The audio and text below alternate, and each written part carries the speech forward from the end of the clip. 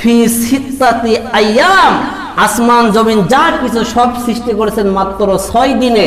এই 6 দিনে সৃষ্টি করার পর এরপরে আল্লাহ পাক এই দুইটাকে যখন আলাদা করে দিলেন, আলাদা করে দেওয়ার পর আকাশকে উপরে তুলে দিলেন আর জমিনটাকে নিচেই রেখে দিলেন।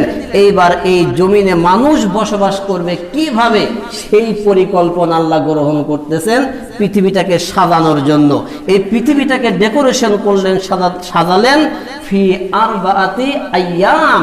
আল্লাহ পাক জানিয়েছেন আমি 4 দিনের মধ্যে এই পৃথিবীতে মানুষের জন্য, বিভিন্ন মাখলুকাতের জন্য যে খাদ্য ভাণ্ডার প্রস্তুত করেছি, সময় নিয়েছি মাত্র 4 দিন। কয়দিন? 4 দিন। ফি সিত্তাতি আইয়াম, পৃথিবীটাকে আমি সৃষ্টি করেছি 6 দিনে।